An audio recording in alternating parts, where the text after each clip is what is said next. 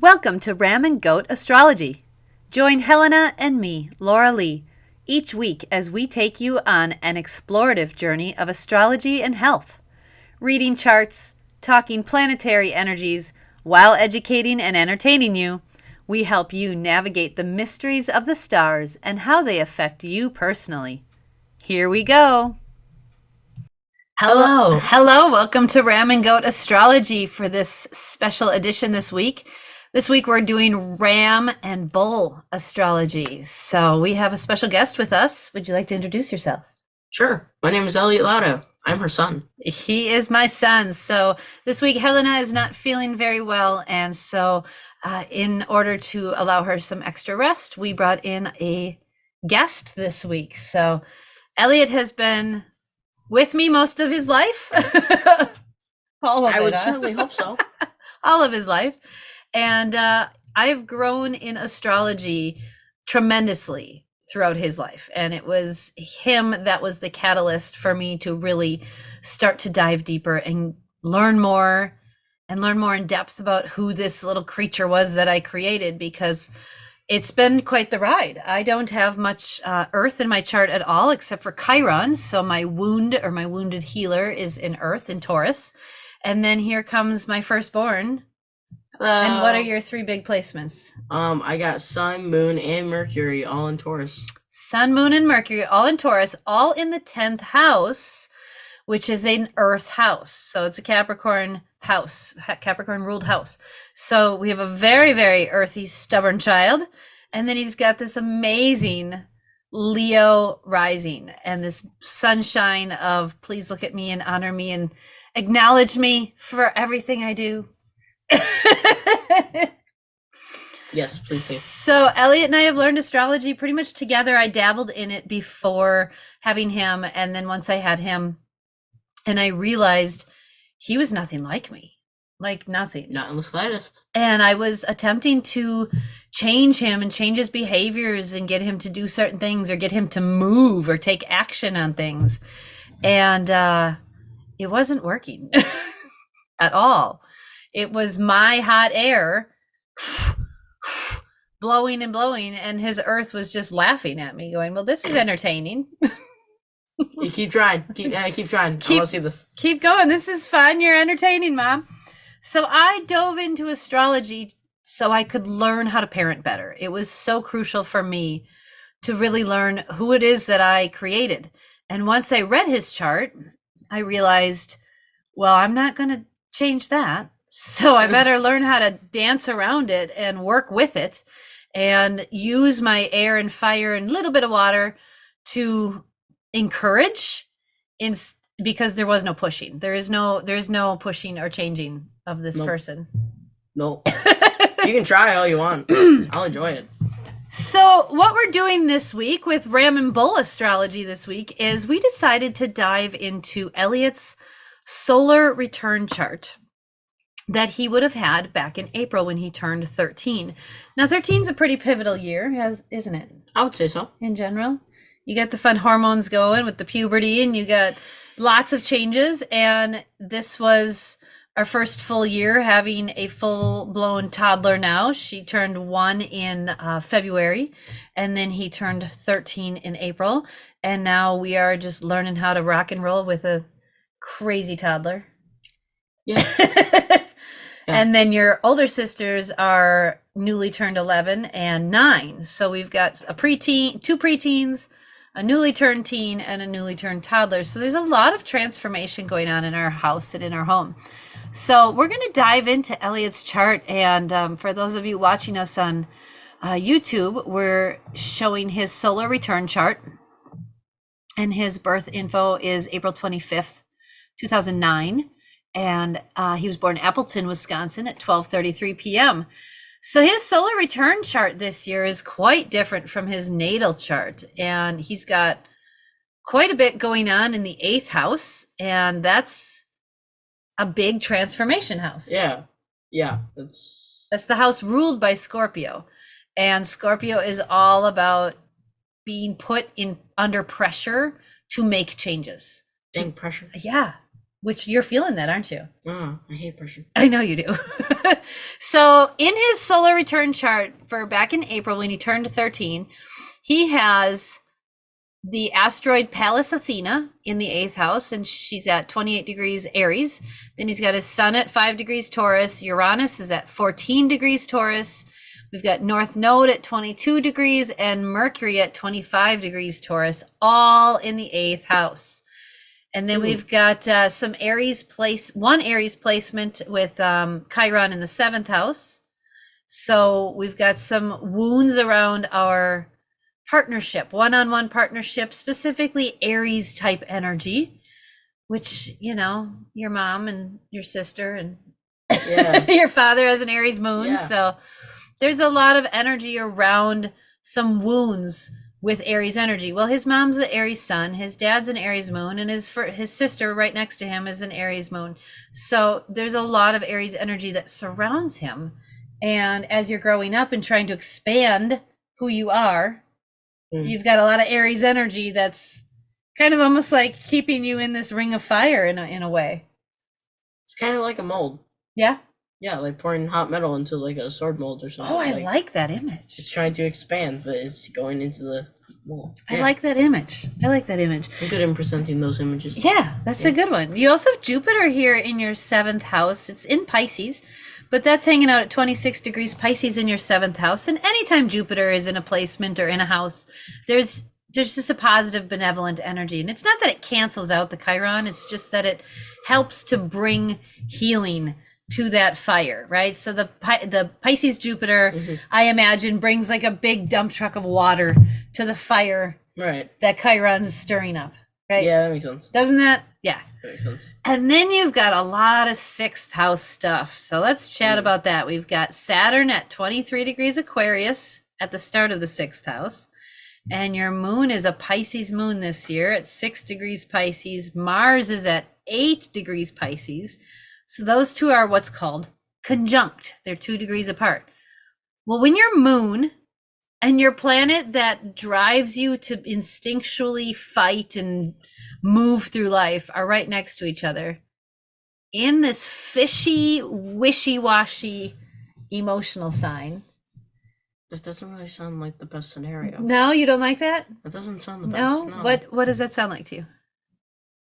Sounds like some shit's gonna go down. Yeah?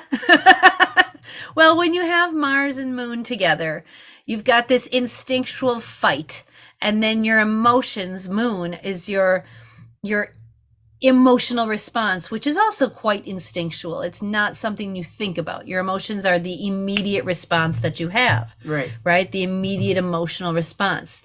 So it's when people feel triggered, right? So this would tell me when you have your Mars and Moon together that you get, or will this year, or have this year, been easily emotionally triggered. And you get really moody with that watery energy. You get really moody and you're very sensitive. Sensitive. So has that been playing out for you the last 7 months? What do you think just happened this week? Yeah, this week was interesting, wasn't it? This week was very interesting. Why don't you give a scenario? I did some shit and got grounded, if you can believe it. So this week... If you could believe a 13-year-old could get grounded. I mean, who would have thought, right? This week you made some poor choices around screens and electronics. I went and played Minecraft. Yep, when he was supposed to be babysitting and doing chores. And then my dad caught me. Yep. And then I got grounded for the rest of the week. And you've been emotionally... I wasn't able to play with my friends. And then... that happened. Yeah, so that's been really emotionally upsetting for you. Yeah. Really, and it's been making you very angry about, like, all of it. So you've got the anger with Mars and the emotions with the Moon. And this energy, too, when you're in Pisces, you're always wanting to think about how other people's energy is affecting you, because you get very easily swayed by other people's energy, which... typically for you, earthy person with not much water in your chart, in your natal chart, something that affects me often. No.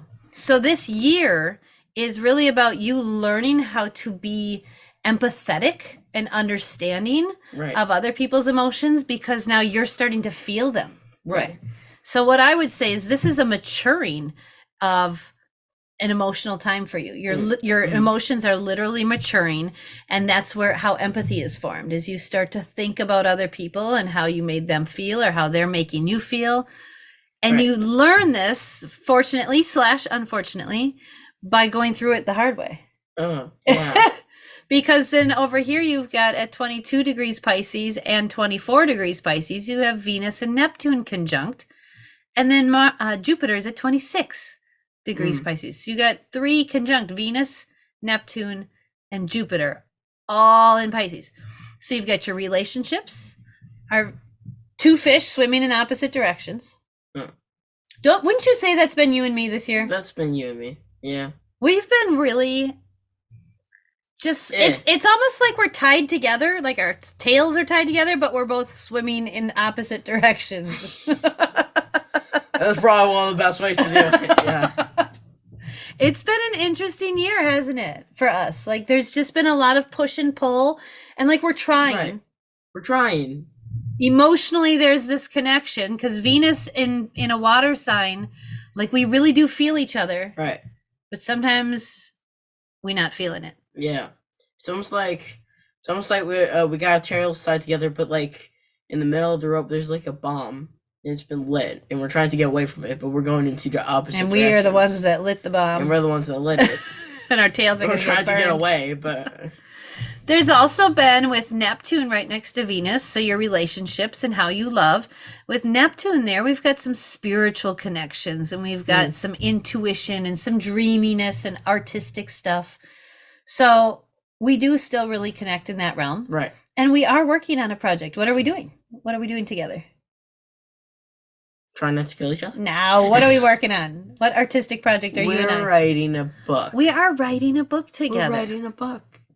Yep. It's a fantasy novel. Which makes sense with Neptune and Pisces. That's fantasy right there. I do like fantasy. Yes. It's my favorite genre. And then look at Jupiter in Pisces as well. And it's in the 7th house of one-on-one partnerships. So you and me working together in this fantasy illusionary realm, right? I love fantasy. Yeah. I just watched Lord of the Rings last night. Gave you some ideas for our book, didn't it? Yeah, it did. It did.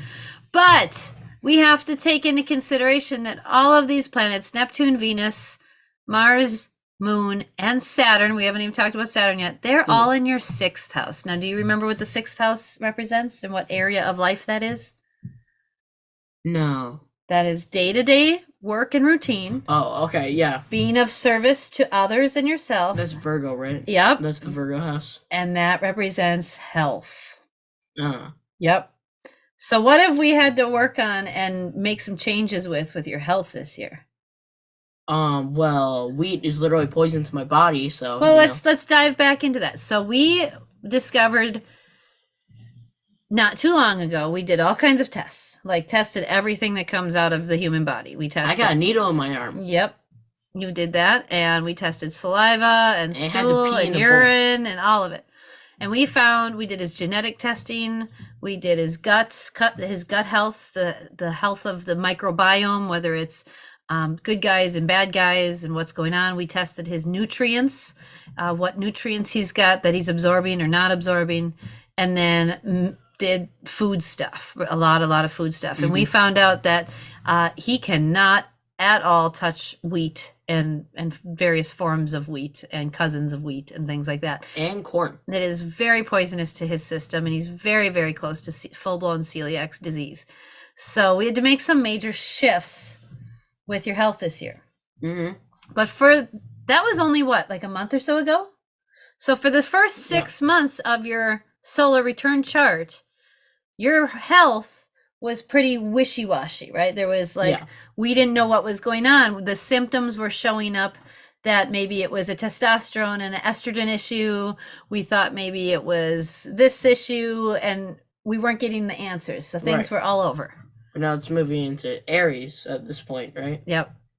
So we're going to be moving into Aries and then into Taurus. So hard. We know the facts now. Yep. So let's do something about it. We're going to be taking action. But Saturn at the time of your solar return this year was in your 6th house just at the start of it. When Saturn shows up places, you got to really recognize that he is there to help support you in creating structure. For some reason, I really don't like Saturn. A lot of people don't. There's not many people that are like, yes, Saturn, he's my favorite. Structure and routine and discipline. Yes.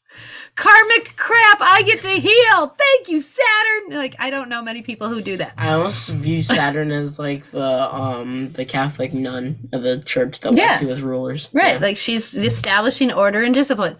But Saturn's not a bad guy, and he really wants you to succeed if you follow the rules. Yeah, if you go within the lines. You gotta follow in the lines. You gotta follow the rules. So Saturn in your 6th house in Aquarius is asking you to create structure for flexibility to occur within.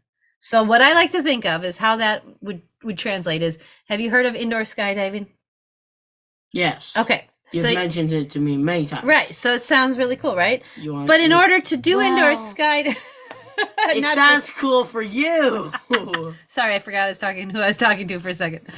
So Saturn would be the building and the structure and the containment unit in which you blow the air and all of that, and the gear and the goggles. Like, Saturn is all of the safety and structure and all of the prep work and making sure everything functions well. And Aquarius would be the air shooting from the bottom to kind of create the chaos within.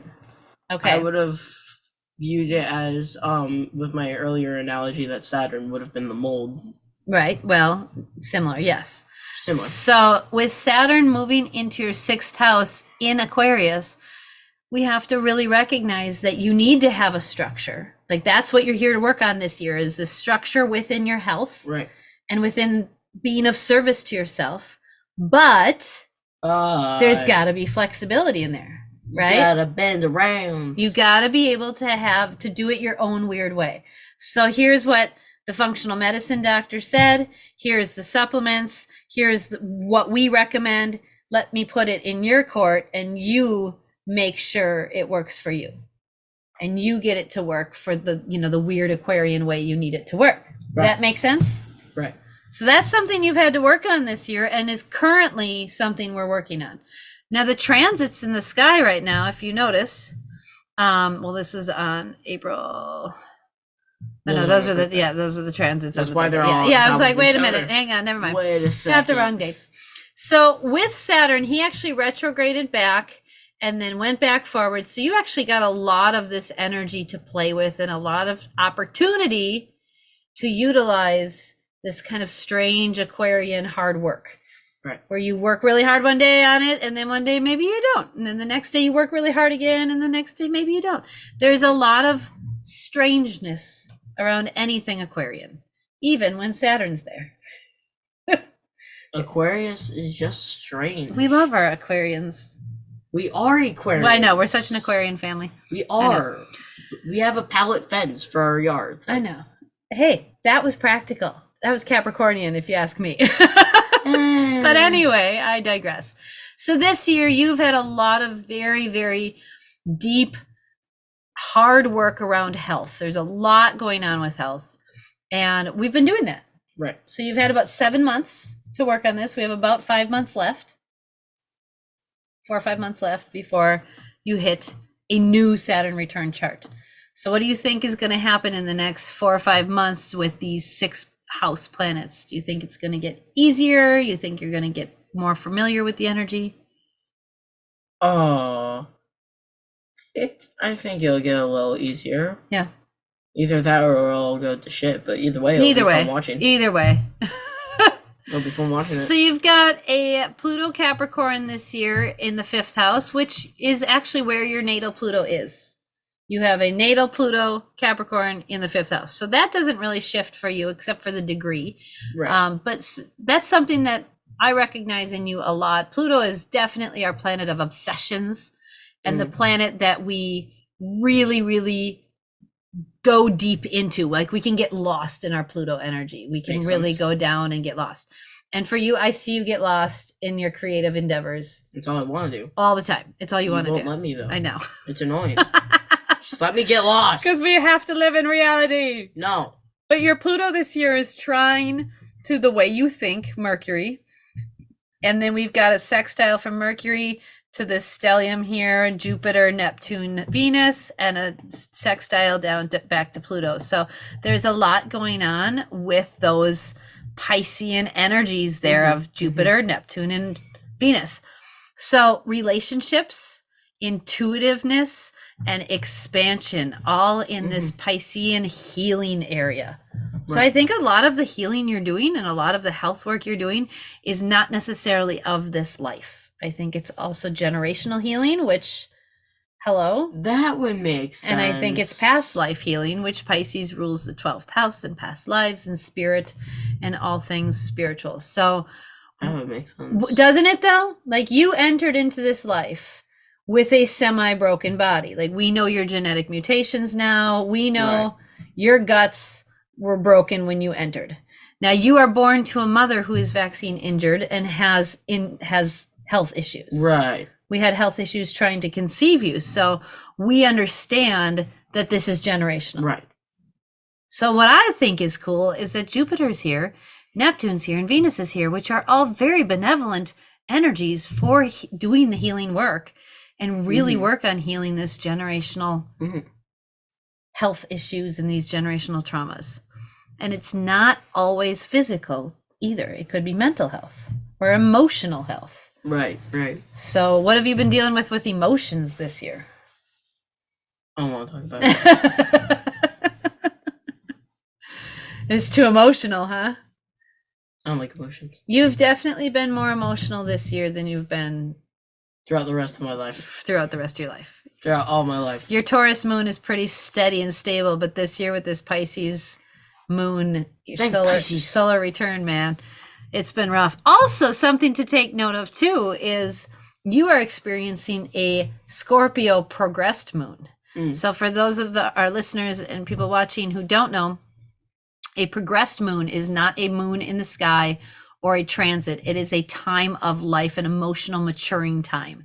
And so where our moon is when we're born, so let's say his is at 20 degrees Taurus, each degree is a month of time. So when it's at 21 degrees Taurus, he was a month old, 22 degrees, so on and so forth. And it takes 30 degrees or 30 years for the progressed moon to go around the full cycle.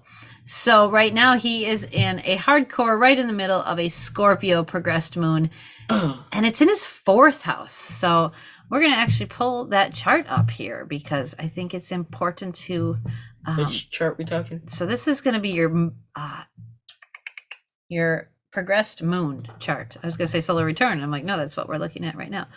So your progressions are, again, this energy of maturing. It is a time frame of maturing, and we need to recognize that it's not how you will behave all the time. It's like more the energy of that realm, of that time frame. That is a chart. I know, right? So this is your natal chart. Let me share this with our people who are watching.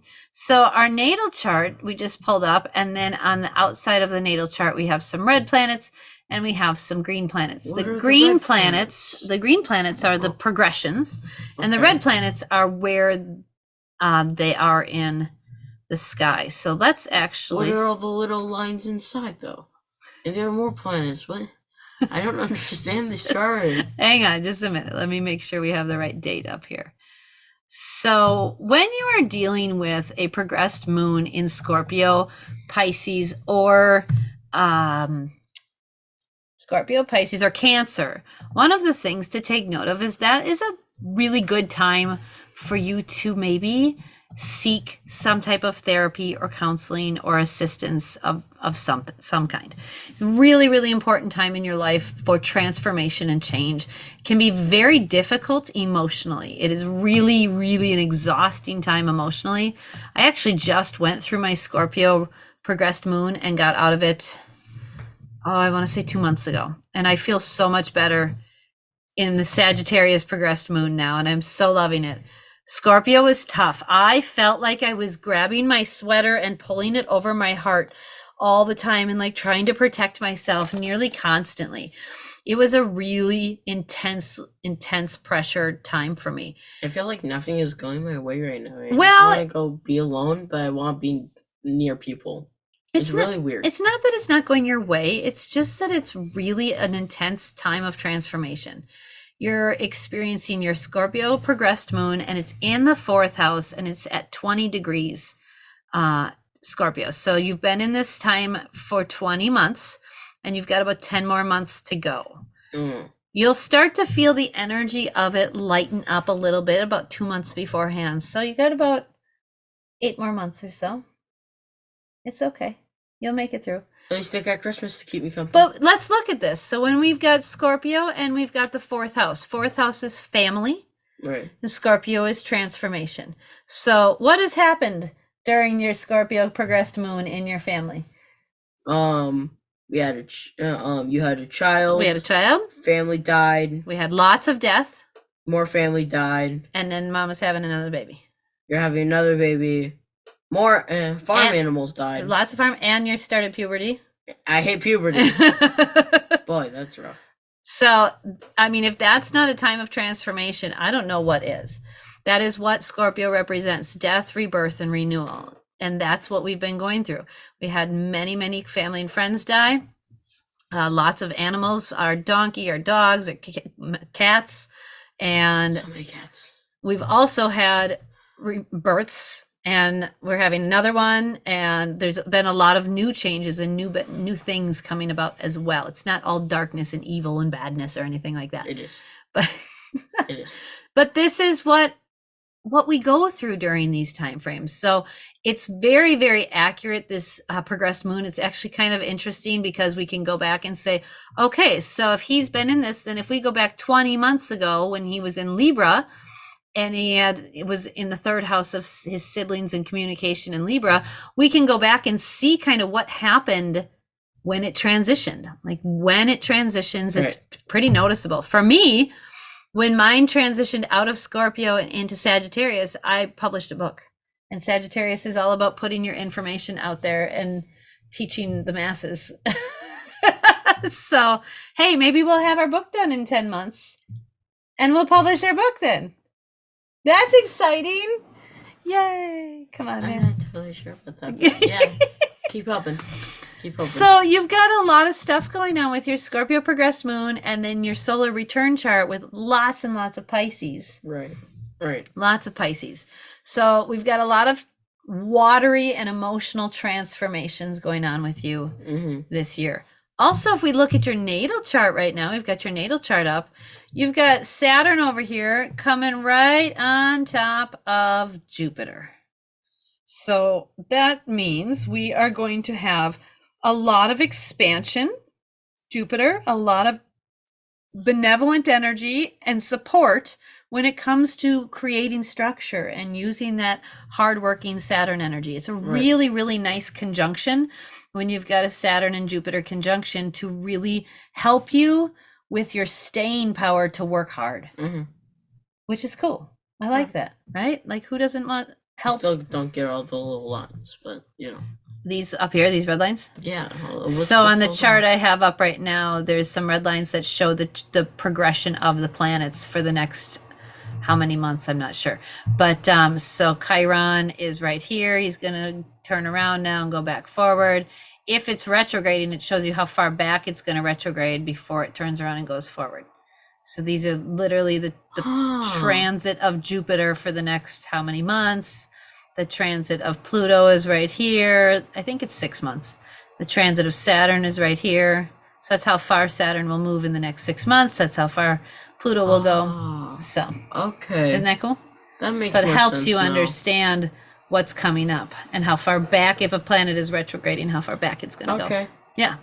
That makes sense. So you've got Saturn coming up on this stellium here. You've got a Jupiter, Chiron, Neptune stellium in Aquarius in your 7th, and Saturn's coming up on top of those in the next couple months. And he's already gone over the top of them once, and then he's going to come back, and he went retrograde, and now he's going back over the top. So when that happens, it's almost like you get another opportunity to do the healing work or do the work you're supposed to do. Saturn's all about work. All right. So if you didn't do the work the first time, you get an opportunity to do the work this time.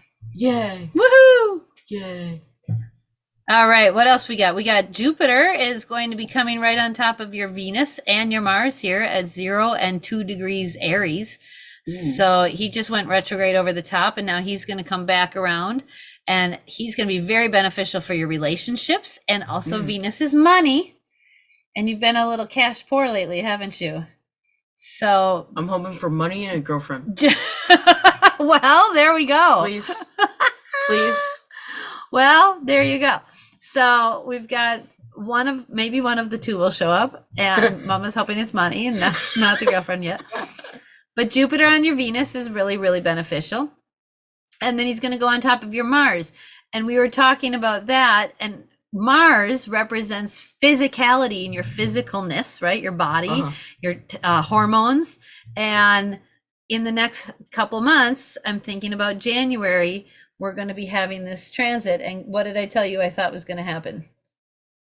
With your physical body, you were going to, you're going to like grow up. Yeah. I'm going to grow.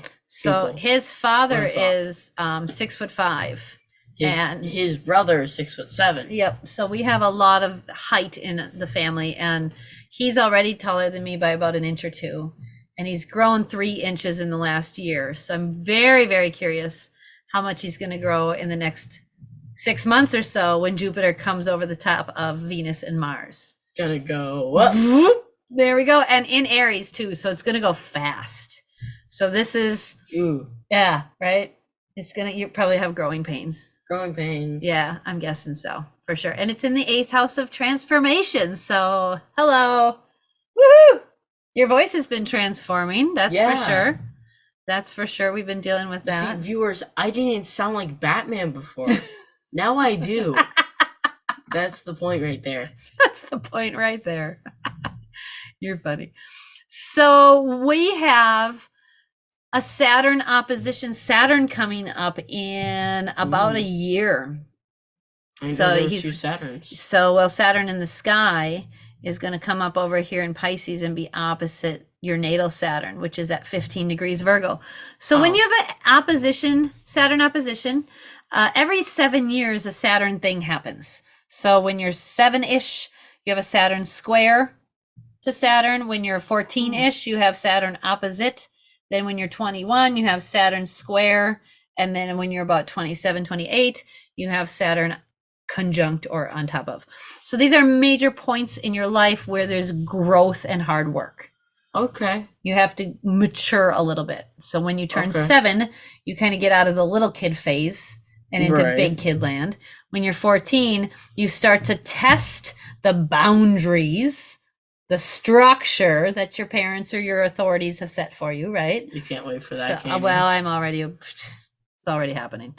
And then when you're 21, it becomes you can get drunk. Well, but there's a maturing into adulthood, right? Beyond that, I mean, there's usually college and careers and things like that.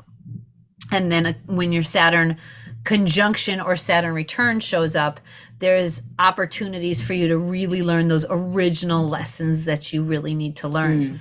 All right. And yours, when you come up at 14 here, is going to be opposite your Saturn in Virgo, which again is health. You chose to incarnate with some health stuff to work on. Like that was your... Yay. I can't wait. That was your thing. You were like, this sounds fun. I would like to do that. Yes, let's do that. So we have lots of opportunities to practice that. And when that happens, transiting Saturn in the sky will be in the 8th house. And so opposite your 2nd house Saturn. So of course. That's going to be also not only transitions with health, but with health and healing, but with money. Because 2nd house is stability and structure and foundation and money. And the 8th house is other people's money. So taxes, inheritances, things like that. So you might start getting a job and having to pay taxes and be responsible in that way too. Yeah. Yeah. That makes sense, huh? I want some dough. You want some moolah. So we're going to check out his solar return chart for when he turns 14 and see what is in store for him this coming year. So this coming year, I am going to turn 41 in the end of March, and then I will have a baby, and then he will turn 14, all within probably 20 some days. So this should be really entertaining. I'm sure it'll be a fun April, right? Fun. Yeah. All right. Ooh. You are lots of health stuff again. Let's share this with our viewers and talk about it with our listeners. So I just pulled up his solar return chart for when he turns 14. And that would be April 25th, 2023. So he's still got stuff going on in the sixth house. So all of his Taurus energy happens to be in the 6th house this year. So we've got North Node at 4 degrees.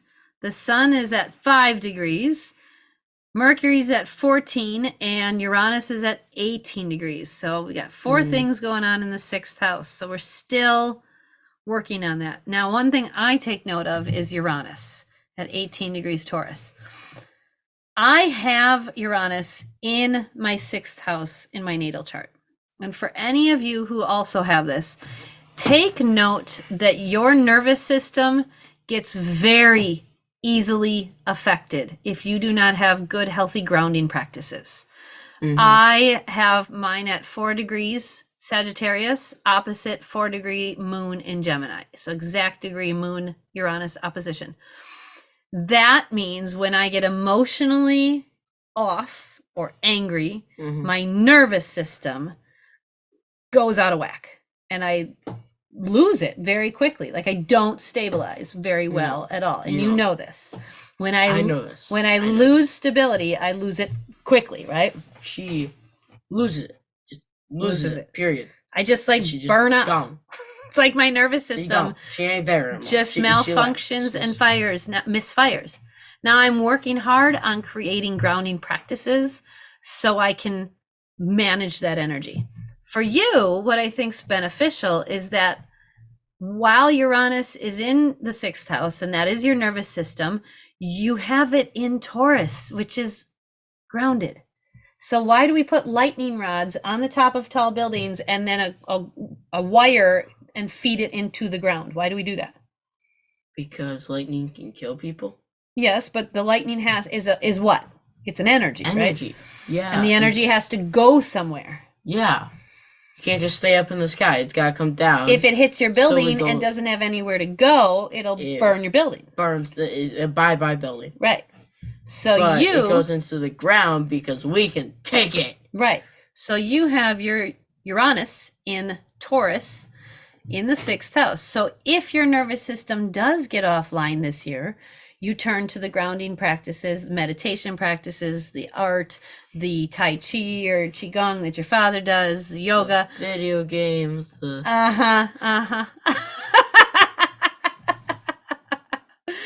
Possibly the video games, but things that can take this lightning, because Uranus rules lightning in the nervous system, that can take this lightning and channel it into quote unquote Mother Earth, right?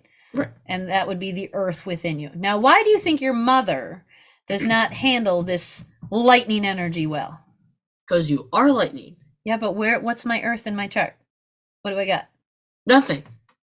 I have Chiron, which is my wounded healer. So my wound is the earth. So it just hurts more. It hurts when I touch the ground, right? It just hurts more. So I'm working on my wounded healer through the earth to be able to ground myself.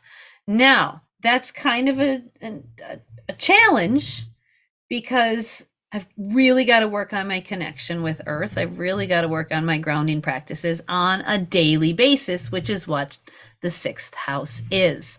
Right. So when you have Uranus at 18 degrees this year and Mercury at 14, that means your mind and this independent, chaotic, freedom-loving planet, which is also electric and chaotic, right, are intertwined. So your mind is going to get random jolts of information that stimulate new activities and new ideas, but it might also throw your nervous system off, and you might have mental health challenges. It could lead to some anxiety. Do you know what anxiety is? I believe so. Yeah, I believe so. I've watched enough movies for that. Television. I like to describe anxiety as when the energy inside of you doesn't match the energy outside, right? In your environment, nothing is going wrong, nothing's happening that's terrible or bad or anything. And inside of you, it's almost like there's a war and the energies don't match, and it's an angst. And you're trying to rectify and deal with this dichotomy of these two feelings. Right. So that can lead to some mental health struggles when you've got Mercury, which is our mind, next to Uranus, which is this chaos and independence and freedom. So something to take note of in your 14th year, I'm pretty sure hormones are going to be screwing with your brain. You don't say. Let me summarize that one. Wait, you said they're going to be? Yeah, currently are and will be even more so. You also are going to be, interestingly enough, another water moon this year, but not in Pisces. And it's also going to be conjunct Mars again. So there will be a moon and Mars at 16 degrees Cancer for his solar return. So they are not even going to be separated by any kind of degrees. They are going to be literally on top of each other. So we, again, have some energy to learn around our anger and our emotions and healing and nurturing and feeling empathetic for other people too. And also empathy for yourself, not being so angry and hard on yourself, being more caring and nurturing to yourself. Nah, I'm gonna just beat myself up. That sounds fun. And these are in the house of Scorpio. This is the 8th house again. So this tells me we've got a lot more transformation work to do. That makes sense. Doesn't it? You're not quite through the woods yet. No. Over the river and not through the woods. To grandmother's house we go. So until Thursday, actually. When your birthday rolls around, Pluto will be in a brand new sign. So your little sibling being born in April will actually be a brand new baby Pluto Aquarius. And it's a new generation, basically, because Pluto will be there for 20 years. A long time. A long time. It's a really long time. A long time. Yeah. So it's a brand new baby generation of little Pluto Aquarian babies, and that will be your energy this year. So when you've got Pluto, the planet of death and rebirth and transformation and renewal, in the sign of independence and freedom and technology and humanitarianism and chaos. Anything can happen. So this is a more global energy. Pluto is. It's more of a societal energy that really affects us as a society. So yeah, we like society. I'm very curious to see how that plays out in society. But for you, it plays out in your 2nd house of stability and finances. So we're going to be doing some transformation in your home. Also, we're planning on building a new house, aren't we? Yeah. And our house is going to be quite weird, isn't it? We're making a barn into a house. We are converting our barn on our property into a home. And I have a feeling you're going to be doing a lot of work with your father doing that, which would very much be Pluto and Aquarius 2nd house energy. Yeah, that would make sense. Wouldn't it? We're going to do weird shit, building a barn into a house, and we're going to be working on transforming that. Yeah. That makes a lot of sense. Yeah. I love that. That makes sense. I know. That's fun. So I think for you this coming year is going to be a lot of hard work around your siblings and changes with your siblings. Saturn sitting right there in the 3rd house in Pisces, and 3rd house represents communication, writing, thinking, and also our siblings and cousins. So we've got some structure and hard work to work on, but how do you create structure in a water sign? In the Piscean nebulousness of the clouds and spirit. You don't. Isn't that an interesting dichotomy? You don't. So it's literally impossible. So your Saturn is going to be in your 3rd house of siblings when you have a new sibling born. But this tells me you're probably going to be really spiritually connected to your sibling. That's a good spiritual placement. Spiritual. Hey, alignment, I right? mean, we're hoping for a boy. Right? So maybe. We'll see. Yeah. So if you've got Saturn there and you have this spiritual connection with this little bub, but also you also have 2 sisters who are really pushing your buttons currently. 3. Oh, well, I know, but the little one doesn't push your buttons as much. Yeah, she does. She really does. She's just cuter about it. She's just really adorable about it. She just still does. I love it. And then look at, we've got Neptune in the 4th house of family. So good, again, a lot of spiritual connection with family. Yay. So that's a nice one. And then Yay. Venus is up there in Gemini for you this year. So relationships Ooh. are going to be very important in the 7th house of relationships. And there'll be a little bit of back and forth. There'll be a little bit of hot and cold, on and off, wishy-washy, which is what your mother is. So that makes sense. Girlfriend. No, probably not. Uh, And this year you will be, when you turn 14, you will be a Sagittarius rising. So Sagittarius rising at 1 degree.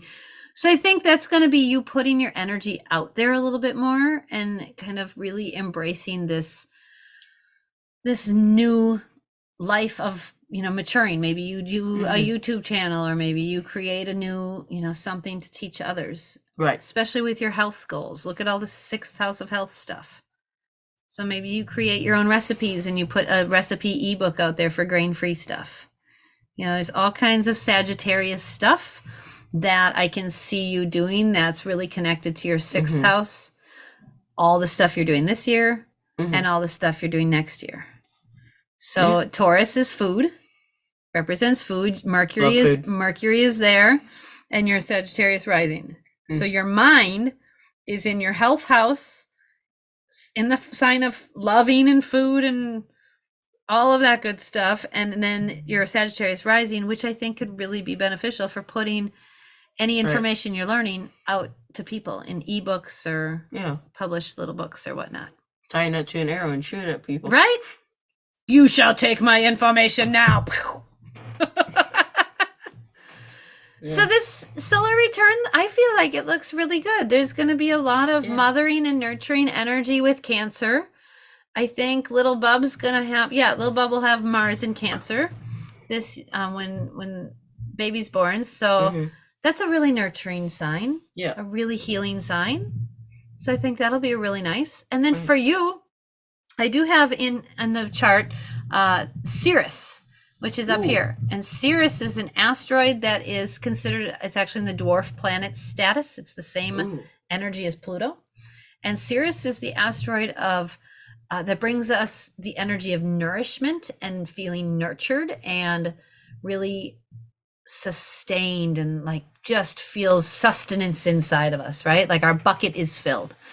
And for you, Sirius is right at the top of your chart in the 10th house in Virgo. Health.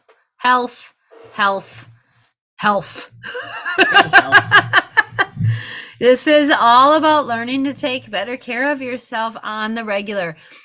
Virgo is systems and structure and routine and daily habits. It's not bad. You need that. I don't want that. Well, you need it. It doesn't matter if you don't want that. That's why it's because your mother's is too Aquarian. This will be beneficial for you. You won't want to, this won't be an energy you'll fight. This will be an energy that will feel good to you. And you will feel really supported when you do know what is expected of you in the day, right? So you wake up and you know that you exercise from this time to this time, and you know you take these supplements in the morning, and you know you can have this food and not that food. It's just the structure of your life, and it'll give you this semblance of control, which you really want and like. I like control. Control's nice. Or the idea of, Control is pretty good. So I think with your 10th house starting in Virgo when you're 14, and Sirius being right there at 24 degrees in Virgo, or in the 10th house starting at 19 degrees, that's going to be a really powerful placement for you. And you're really going to help others with their health and creating structures and stuff. I really see you doing some type of either video thing or ebook or something like that surrounding food and making changes. I can see this, like it's coming into my mind's eye right now. I'm gonna go on the Great British Baking Show. And only do grain-free? Yeah! Take that, Paul Hollywood! Even though you're not British at all, and even though I'm still gonna go on there. So do you have any questions about what the energy is in store for next year for you? No, I think I covered it well. Jupiter's in your 5th house of creativity next year in Aries. So whatever you do, you must be creative. It's really important. Yeah, I think we all knew that one. I know, but this one's like a big deal, right? Like this is going to bring you a lot of good gifts, a lot of benevolence. Like this is going to be very, very beneficial for you to really be extra creative this year and do so in a way that supports the rest of your chart. Right. The rest of your chart talks about food and health and service and loyalty. It talks about teaching others in Sagittarius rising, and it talks about nurturing and nourishing yourself with structure and health and routines. So I think you're going to find a creative way to bring in income and do so with a partner. Look at your partnership planet with income. I'm still hoping for the girlfriend. Yeah. Well, we'll see. Well, thank you so much for tuning in with us in this special edition this week of Ram and Goat / Bull. Hopefully we'll be back next week with our in-house goat, and she's feeling better. If not, we have another goat in the house that can substitute as well if we need him. Another in-house goat. Because he's actually in the house. He is in the house. He is. So we thank you so much for listening. If you're interested in learning about solar return charts or helping your teenagers understand themselves or what's in store for them, it's been helpful for us in general just to know where the kids are and what's going on with them, whether it's their natal chart or whether it's their solar return chart. We were just checking on your sisters the other day, and we found out his 9-year-old sister, it has a Taurus progressed moon this year, and she's in her solar return chart. She's having a Taurus moon, and boy, is that showing up hardcore. She is extra stubborn. Maybe that's why Saturn is in my 3rd house of siblings. Yeah, it probably. That would make sense. Probably. Well, so it's been super helpful for us to know this as parents, and this is why we're doing this. This is why we do this show. This is why we do this podcast, to help educate others and help them understand the energies of what's flowing in their house and what's rocking in their lives. And let's face it, teenagers and pregnant moms are hard to understand sometimes. Yeah. So it's anytime you can get a tool to help out and help us understand each other, I think it's just so beneficial. So any closing words you have? Go watch the other episodes. Go watch the other episodes and share this with your friends and hit the like button and all that stuff. So, and happy holidays. Happy holidays, and thank you for joining us. Bye. Bye. Thank you for tuning in. If you would like to be a part of our show or have a personal reading done with us, email us at RamGoatAstrology@gmail.com. We can't wait to hear from you. See you next week.